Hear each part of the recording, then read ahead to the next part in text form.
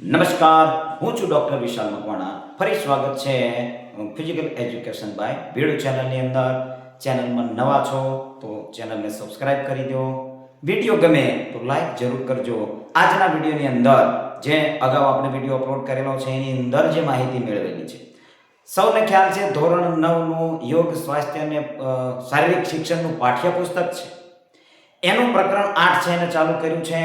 હવે અગાઉનો જે વિડીયો છે એ ના જોયો હોય તો એને પહેલાં ખાસ જોઈ લેજો, કારણ કે એને અનુરૂપ આ જે MCQ છે એની ચર્ચા આપણે કરવાના છીએ. જે અગાઉનો વિડીયો છે એની અંદર જે માહિતી આપેલી છે, વિડીયો લાંબો ન થઈ જાય એટલા માટે આપણે MCQની ચર્ચા નહોતી કરેલી. આજે MCQની ચર્ચા કરવાના છીએ. જોઈએ આજના વિડીયોની અંદર ફિઝિયોલોજી, એક્સરસાઇઝ ફિઝિયોલોજી પણ કહેવાય છે. ફેફસા તમને દેખાય છે, એના MCQ છે એની આપણે ચર્ચા કરવાના છીએ. ચાલો, પહેલો પ્રશ્ન છે કે સામાન્ય અર્થમાં વ્યાયામ એટલે શું? સામાન્ય અર્થમાં કીધું છે વ્યાયામ એટલે શું?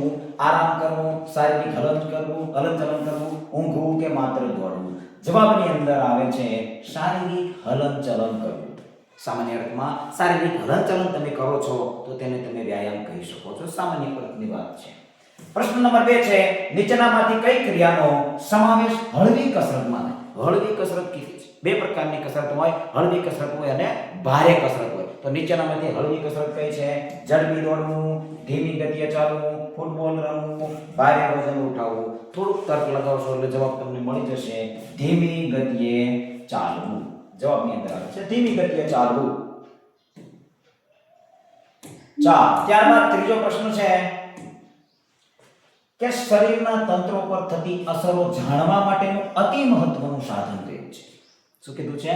શરીરના તંત્રો છે એના ઉપર જે થાય છે એ અસરોને જાણવા માટે અતિ મહત્વનું સાધન કયું છે? કસરત છે, રમતો છે, સ્નાયુઓ છે કે મગજ છે? તો કસરત જવાબની અંદર આવે છે કસરત. કસરત જે છે એ આપણા શરીરના દરેક તંત્રો છે એને જાણવા માટે અતિ મહત્વનું એક સાધન છે. ચાલો, ચોથો પ્રશ્ન છે કે કસરતની અસરો એ શાનું પરિણામલક્ષી બળ છે? પરિણામલક્ષી બળ કીધું છે. શું કીધું છે? પરિણામલક્ષી બળ કીધું છે કે કસરતની અસરો એ શાનું પરિણામલક્ષી બળ છે? વ્યાયામલક્ષી તંત્રોનું, વ્યાયામલક્ષી તાલીમ વિજ્ઞાનનું, વ્યાયામલક્ષી કસરતીય વિજ્ઞાનનું, વ્યાયામલક્ષી શરીર વિજ્ઞાનનું. તો જવાબની અંદર આવે છે, જો આ કન્ફ્યુઝ થાય એવા ઓપ્શન મૂકેલા છે, તો જવાબની અંદર આવે છે ઓપ્શન બી, વ્યાયામલક્ષી શરીર વિજ્ઞાનનું પરિબળ છે, પરિણામલક્ષી પરિબળ છે. ચાલો, પ્રશ્ન 4 છે એનો જવાબ આવે છે વ્યાયામલક્ષી શરીર વિજ્ઞાનનું પરિણામલક્ષી પરિબળ છે. ચાલો, ત્યારબાદ બીજો પ્રશ્ન છે હળવી કસરત દરમિયાન શ્વાસોશ્વાસની સંખ્યામાં કેવો ફેરફાર થાય છે? હળવી કસરત કીધી છે. જો હળવી કસરત દરમિયાન શ્વાસોશ્વાસની સંખ્યામાં કેવો ફેરફાર થાય છે? ઘટાડો થાય છે, ફેરફાર થતો નથી, થોડો વધારો થાય છે, અડધો ઘટાડો થાય છે. તો શ્વાસોશ્વાસની ક્રિયા છે એની સંખ્યામાં છે એ થોડો વધારો થતો હોય છે હળવી કસરતની અંદર. ભારે કસરત કરો છો તો થોડો વધારે છે એની અંદર વધારો થતો હોય છે. આ ખાસ તો કે આ વિડીયો છે એ ટાટ એક્ઝામ જે આપવાના છે યોગ સ્વાસ્થ્ય અને શારીરિક શિક્ષણની અંદર એના માટે ખૂબ જ ઉપયોગી છે. SAT સ્પોટ એપ્ટિટ્યુડ ટેસ્ટ છે એ એક્ઝામ આપવાના છે એના માટે પણ આ વિડીયો ખૂબ જ ફાયદાકારક છે. સાથે સાથે એ કહી દઉં કે ટેલિગ્રામ ચેનલની લિંક છે એ ડિસ્ક્રિપ્શન બોક્સની અંદર આપેલી હશે, એની સાથે જોડાઈ જાઓ. વોટ્સએપ ગ્રુપની લિંક પણ ટેલિગ્રામ ચેનલના આપણે વિડીયો છે એના ડિસ્ક્રિપ્શનની અંદર હશે, તો એની અંદર ડિસ્ક્રિપ્શન અંદર જઈ અને ટેલિગ્રામ છે, વોટ્સએપ છે એની અંદર પણ તમે જોડાઈ શકો છો. એની અંદર આ છે એની PDF પણ આવતી હોય છે, બીજું કેટલુંક સાહિત્ય પણ એની અંદર પ્રોવાઈડ કરવામાં આવતું હોય છે. ત્યારબાદનો પ્રશ્ન છે હળવી કસરતમાં ફેફસાની ઓક્સિજન ગ્રહણ કરવાની ક્ષમતા છે, ક્ષમતા પ્રતિ મિનિટ કેટલી વધી જાય છે, કેટલી વધી શકે છે? હળવી કસરત કીધું છે, હળવી કસરત કીધું છે. કેટલું કીધું? હળવી કસરતમાં ઓક્સિજન ગ્રહણ કરવાની જે ક્ષમતા છે તે 250 મિલી થઈ જાય છે, 100 મિલી થઈ જાય છે, 500 મિલી થઈ જાય છે કે 10 મિલી થઈ જાય છે? જવાબની અંદર આવે છે 250 મિલી છે એ ઓક્સિજન ગ્રહણ કરવાની ક્ષમતા છે પ્રતિ મિનિટ દર મિનિટે ક્ષમતા છે એ વધી જતી હોય છે. ત્યારબાદનો પ્રશ્ન છે કે હળવી કસરત કરતી વખતે ફેફસાની કાર્બન ડાયોક્સાઇડ બહાર કાઢવાની ક્ષમતા છે પ્રતિ મિનિટ કેટલી હોય છે? પ્રતિ મિનિટ કેટલી હોય છે? 150 મિલી હોય છે, 215 મિલી હોય છે, 300 મિલી હોય છે કે 200 મિલી હોય છે? જવાબની અંદર આવે છે 215 મિલી છે કાર્બન ડાયોક્સાઇડ છે એને બહાર કાઢવાની પ્રતિ મિનિટની ક્ષમતા છે એ હોય છે. 7મો પ્રશ્ન છે કે શ્વાસ લેતી અને શ્વાસ બહાર કાઢતી વખતે શેની ઉપર દબાણ આપવાનું છે? દબાણ થવાથી તેની ક્ષમતામાં વધારો થાય છે. હવે એવું શું છે કે જેની ઉપર દબાણ આવે છે શ્વાસ લેતી વખતે અને છોડતી વખતે? તો એવું શું છે કે એનાથી એની ક્ષમતામાં વધારો થાય છે? ચલો, શ્વાસ વાહિની છે, ફેફસા છે, ઉદરપટલ છે, ફેફસાના સ્નાયુઓ છે. તો જવાબની અંદર આવે છે ઉદરપટલ. યાદ રાખજો, ઉદરપટલ શું છે? કોઈને ખ્યાલ ન હોય તો આપણા જે ફેફસા છે ડાબુ અને જમણું ફેફસાની નીચે બિલકુલ એક સ્નાયુ આવેલું હોય છે. એ સ્નાયુને ઉદરપટલ કહેવાય છે. એટલે જ્યારે એ સ્નાયુ છે એના થકી જ આપણું ફેફસું છે એ હલનચલન કરતું હોય છે. ખ્યાલ આવે છે? એ સ્નાયુ જ્યારે સંકોચન આવા કંઈક આકારનું સ્નાયુ હોય છે ઉપર થાય એટલે ફેફસા છે એ સંકોચાય છે, નીચે થાય એટલે ફેફસા શિથિલ થાય છે. ખ્યાલ આવે છે? તો આ ઉદરપટલ છે તો એની ક્ષમતામાં વધારો થાય છે. શ્વાસ બહાર કાઢો છો અને શ્વાસ લ્યો છો ત્યારે ઉદરપટલની ક્ષમતામાં છે વધારો થાય છે, એની કાર્યક્ષમતામાં વધારો થાય છે, એ મજબૂત બનતું હોય છે. ત્યારબાદનો પ્રશ્ન છે કે ભારે પ્રકારની કસરતોમાં નીચેનામાંથી કોનો સમાવેશ થાય છે? ધીમેથી ચાલવું, આરામ કરવો, સાયકલ એર્ગોમીટર પર કાર્ય કરવું, બેસી જવું તો આ નહીં આવે, આરામ કરવો નહીં આવે, ધીમે ચાલવું નહીં આવે, સાયકલ એર્ગોમીટર પર કાર્યભાર કરવો. આ સિવાયની ઘણી કસરતો છે એ પાઠ્યપુસ્તકની અંદર આપેલી છે, પણ તમે પાઠ્યપુસ્તકને જોઈ શકો છો. ટેલિગ્રામ ચેનલની અંદર આપણે ધોરણ 9 નું પાઠ્યપુસ્તક છે અને ધોરણ 10 નું પાઠ્યપુસ્તક છે એની લિંક પણ મોકલેલી છે. ત્યારબાદનો પ્રશ્ન છે કસરત દરમિયાન સ્નાયુઓમાં કઈ પ્રક્રિયા ઝડપી બને છે? શું કીધું? ઝડપી બને છે. એવી કઈ પ્રક્રિયા છે જે ઝડપી બને છે? તો પાચન ક્રિયા છે, સ્મરણ ક્રિયા છે, રાસાયણિક પ્રતિક્રિયા છે કે ઊંઘવાની પ્રતિક્રિયા છે? જવાબની અંદર આવે છે રાસાયણિક પ્રતિક્રિયા છે એ ઝડપી બને છે કસરત કરવાથી. એ ઝડપી પ્રતિક્રિયા બને છે એના લીધે શું થાય છે તે હવે જાણવા મળશે. રાસાયણિક પ્રતિક્રિયાને પહોંચી વળવા માટે વધારે શેની જરૂરિયાત ઊભી થાય છે? હવે રાસાયણિક પ્રક્રિયા છે એ ઝડપી બને છે તો એના લીધે શેની જરૂર પડે? ઓક્સિજનની પડે, રક્તની પડે, સ્નાયુની પડે કે હિમોગ્લોબિનની પડે છે? તો ઓક્સિજન છે એની જરૂરિયાત પડે છે. આ ઓક્સિજનનું વહન હિમોગ્લોબિન કરે છે. હિમોગ્લોબિન છે એ રક્તની અંદર રહેલું હોય છે. ખ્યાલ આવે છે? આ બધી કડી જોડાયેલી છે. એ રક્ત છે એ સ્નાયુની અંદર જાય છે, સ્નાયુની અંદર જાય છે એટલે એ હિમોગ્લોબિન એની સાથે મળે છે. હિમોગ્લોબિનમાં ઓક્સિજન હોય છે, એ સ્નાયુને છે એ કાર્યક્ષમતામાં વધારો કરે છે એટલે એ ઊર્જા ઉત્પન્ન થતી હોય છે. આ બધી ચેનલ છે આખી સમજવા જેવી છે.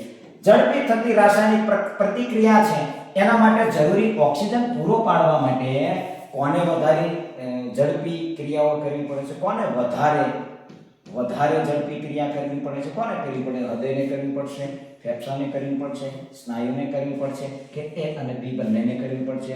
હૃદયને પણ કરવી પડશે, ફેફસાને પણ વધારે ઝડપી ક્રિયાઓ કરવી પડશે. એ અને બી જવાબ છે ઓપ્શન ડી જવાબની અંદર આવશે. કારણ કે રાસાયણિક પ્રતિક્રિયા છે સ્નાયુની અંદર રાસાયણિક પ્રતિક્રિયા ઝડપી થાય છે તો ઝડપી થવાથી એને વધારે ઓક્સિજનની જરૂર પડે છે. વધારે ઓક્સિજનની જરૂર પડે છે તો એ ઓક્સિજન ફેફસામાંથી આવશે, ફેફસામાંથી હૃદયની અંદર આવે છે. હૃદય છે એ લોહી દ્વારા જે સ્નાયુઓ છે દરેક અંગ સુધી લોહી પહોંચાડે છે. લોહીમાં હિમોગ્લોબિન હોય છે, હિમોગ્લોબિનમાં ઓક્સિજન હોય છે, એ ઓક્સિજન ત્યારે એમને મળે છે. ખ્યાલ આવે છે? તો ફેફસાની કાર્યક્ષમતા પણ ઝડપી થવી પડશે, ક્રિયાઓ ઝડપી કરવી પડશે અને હૃદયની પણ ક્રિયાઓ છે તેને ઝડપી કરવી પડશે. ચાલો ત્યારબાદ ઓક્સિજનની હાજરીમાં ઉર્જા ઉત્પન્ન કરવાની પ્રણાલી છે. ઓક્સિજન છે એની હાજરીમાં કીધું છે. ખ્યાલ રાખો, એક ઉર્જા ઉત્પન્ન થતી હોય છે ઓક્સિજનની હાજરીમાં, એક ઉર્જા ઉત્પન્ન થતી હોય છે ઓક્સિજનની ગેરહાજરીમાં. હવે ઓક્સિજનની હાજરીમાં ઉર્જા ઉત્પન્ન થાય તો એને શું કહેવાય? એરોબિક કહેવાય, એનએરોબિક કહેવાય, એરોબિક કહેવાય છે, મેટાબોલિક કહેવાય છે કે હાઇડ્રોલિક કહેવાય છે. શું કહેવાય છે? તો એનએરોબિક નહીં આવે, એરોબિક છે એ આવશે. ઓક્સિજનની હાજરીમાં જ્યારે પણ ઉર્જા ઉત્પન્ન થાય છે એવું આવે છે એટલે એરોબિક ઉર્જા છે. ગુજરાતીમાં એને કહેવાય છે અજારક. એરોબિક, હા જારક કહેવાય. શું કહેવાય? જારક. અ નહીં આવે, જારક. જારક ઉર્જા એટલે એરોબિક ઉર્જા જે ઓક્સિજનની હાજરીમાં ઉર્જા ઉત્પન્ન કરે છે. ત્યારબાદનો પ્રશ્ન છે ઓક્સિજનની ગેરહાજરીમાં ઉર્જા મેળવવાની પદ્ધતિને શું કહેવાય છે? ઓક્સિજનની ગેરહાજરી આવી છે હવે તો એની અંદર એરોબિક, એનએરોબિક, ઓક્સિજન કે હાઇડ્રેશન. તો એનએરોબિક જે છે જેને શું બીજું જેનું નામ શું છે ગુજરાતીની અંદર? અજારક કહેવાય છે. અજારક શું કહેવાય છે? અજારક કહેવાય છે. જે ઓક્સિજનની ગેરહાજરીની અંદર ઉર્જા ઉત્પન્ન કરે છે તો એ ઉર્જાને અજારક ઉર્જા કહેવાય છે અથવા તો એનએરોબિક કહેવાય છે. ચાલો ત્યારબાદ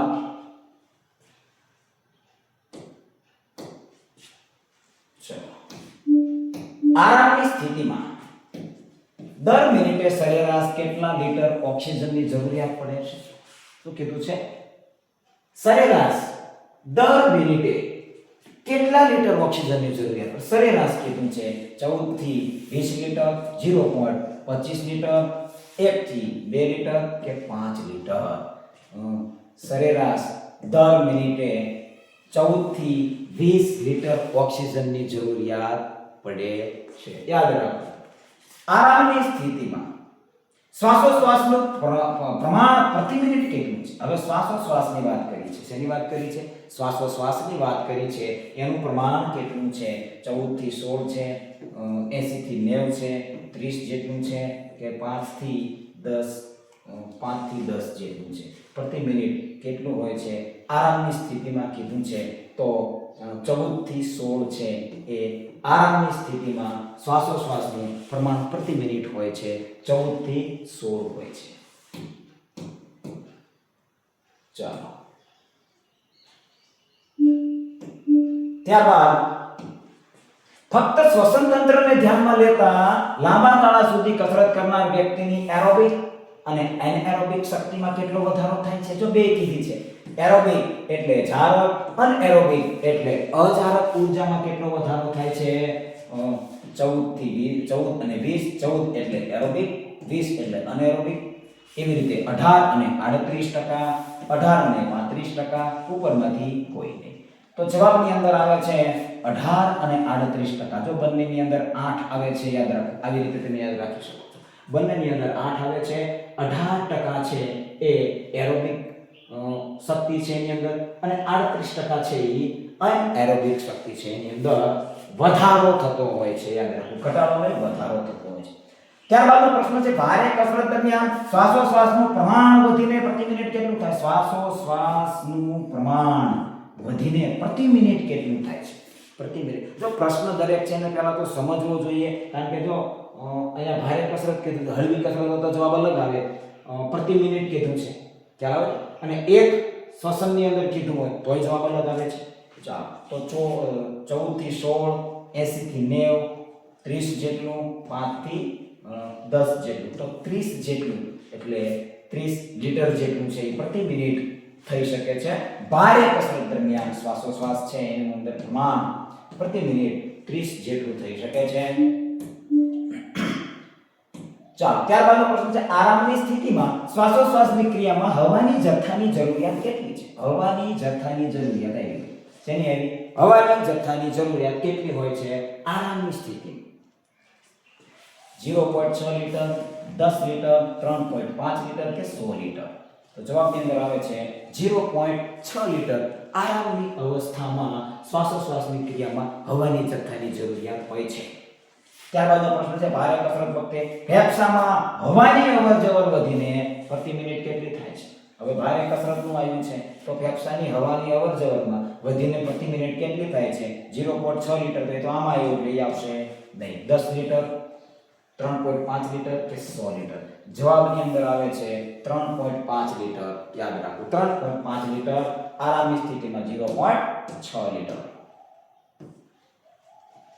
ચાલો, ત્યારબાદનો પ્રશ્ન છે કે કસરતને કારણે ફેફસાની શક્તિ, વાઇટલ કેપેસિટી જેને કહેવાય છે, એમાં શું ફેરફાર થાય છે? ઘટાડો થાય છે, વધારો થાય છે, કોઈ ફેરફાર થતો નથી, શૂન્ય થઈ જાય છે? જવાબની અંદર આવે છે વધારો થાય છે. વાઇટલ કેપેસિટી છે. વાઇટલ કેપેસિટી શું છે એને પણ આપણે સમજેલા છીએ. ભારે કસરત વખતે સ્નાયુઓને ઓક્સિજનની જે ખોટ વર્તાય છે તેને શું કહેવામાં આવે છે? ઓક્સિજનની ખોટ વર્તાય છે એને શું કહેવાય? ઓક્સિજન પ્લસ કહેવાય, ઓક્સિજનનું દેવું કહેવાય, ઓક્સિજન ડેપ કહેવાય, ઓક્સિજન વેસ્ટ કહેવાય, ઓક્સિજન સ્ટોર કહેવાય. ઓક્સિજનનું દેવું, ઓક્સિજન ડેપ છે એને કહેવાય છે. યાદ રાખો. આવી રીતે ઓપ્શન આપેલો છે એટલે થોડો તર્ક તો લગાવી દીધો હોય છે કે અંગ્રેજીનું પણ આપેલું છે એટલે એ જવાબ સાચો કર્યો હશે. ચાલો, ત્યારબાદ કસરત બાદ ઓક્સિજન દેવું ચૂકવવા માટે સમયગાળાને શું કહેવાય? જે ઓક્સિજન દેવું છે એ ચૂકવવા માટેનો જે સમયગાળો છે એને શું કહેવાય? આ ખોટું છે. અહીંયા ઓપ્શન છે એ સેમ જ છે એટલે એ છે વર્કિંગ પીરિયડ કહેવાય, બી છે સ્લીપિંગ પીરિયડ કહેવાય, રિકવરી પીરિયડ કહેવાય કે વેટિંગ પીરિયડ કહેવાય? રિકવરી પીરિયડ કહેવાય. દેવું ચૂકવવા માટે જે સમયગાળો આપવામાં આવે છે રિકવરી પીરિયડ કહેવાય છે. આરામ કરો છો ત્યારે તમારું શરીર છે એ રિકવરી પામે છે તો એ રિકવરી પીરિયડની અંદર આવશે. કસરતની શરૂઆતમાં થતી શ્વાસ લેવાની તકલીફ, ડિસ્ટ્રેસ દૂર થઈને રાહત અનુભવાય તેને શું કહેવાય છે? ફર્સ્ટ વિન્ડ કહેવાય, સેકન્ડ વિન્ડ કહેવાય, ફાઇનલ વિન્ડ કહેવાય કે લાસ્ટ વિન્ડ કહેવાય? સેકન્ડ વિન્ડ આવશે. સેકન્ડ વિન્ડ કહેવાય છે જે ભારે કસરતો કરતા હોઈએ છીએ એની શરૂઆતની કેટલીક મિનિટોની અંદર એ આવતું હોય છે. જે રાસાયણિક પ્રક્રિયાઓ છે એ ઝડપી થતી હોય છે એનો તાલમેલના લીધે જે આપણે સરસ મજાનો ગયા વિડીયોની અંદર સમજ્યા છીએ. તો એના પછી જે સંતુલન કેળવાઈ જાય છે એને સેકન્ડ વિન્ડ કહેવાય છે. ચાલો, ત્યારબાદ સેકન્ડ વિન્ડ છે એની સ્થિતિમાં ફેફસામાં શાનું પ્રમાણ ઘટવાથી રાહત અનુભવાય છે? હિમોગ્લોબિનની, પ્રોટીનની, રાસાયણિક દ્રવ્યની કે વિટામિનની? રાસાયણિક દ્રવ્યો જેને મેટાબોલાઇટ્સ કહેવાય છે. શું કહેવાય છે? મેટાબોલાઇટ્સ કહેવાય છે. કસરત કરવાથી લોહીમાં રહેલા કયા પદાર્થ, લોહીમાં રહેલા પદાર્થને કારણે ઓક્સિજનની હાજરી વર્તાય છે? હમણાં થોડા પ્રશ્નો પહેલા ચર્ચા કરી. શ્વેત કણો, પ્લાઝમા, હિમોગ્લોબિન કે કેલ્શિયમ? જવાબની અંદર આવે છે હિમોગ્લોબિન. જે લોહીમાં રહેલું હોય છે હિમોગ્લોબિનની અંદર ઓક્સિજન રહેલો છે એ હિમોગ્લોબિન છે સ્નાયુ સુધી પહોંચે છે, સ્નાયુને ઓક્સિજન આપે છે. ચાલો, તો આજના વિડીયોની અંદર બસ આટલું. થોડો અવાજ છે એ બેસી ગયેલો છે છતાં આપણે વિડીયો તમારા માટે વિડીયો અટકે નહીં, સિરીઝ છે એ ચાલુ રહે, વિડીયો લેક્ચર છે એ ચાલુ રહે, અભ્યાસક્રમ ચાલુ રહે એટલા માટે આપણે વિડીયો છે એ ઉતારવાનું વ્રત રાખ્યું નથી. આજના વિડીયોની અંદર બસ આટલું જ. વિડીયો ગમે તો પહેલાં લાઈક જરૂર કરી દેજો અને ચેનલમાં નવા હોય તો સબસ્ક્રાઇબ જરૂર કરી દેજો. વિડીયો છે એ ટાટની એક્ઝામ આપવાવાળા કેન્ડિડેટ સાથે પાસે અને એસએટી સ્પોટ એપ્ટિટ્યૂડ ટેસ્ટ છે એની એક્ઝામ આપવાવાળા સુધી પહોંચાડજો. આજના આ વિડીયોની અંદર બસ આટલું. જય હિન્દ, જય ભારત. બનાવી રહેજો આ ચેનલની અંદર.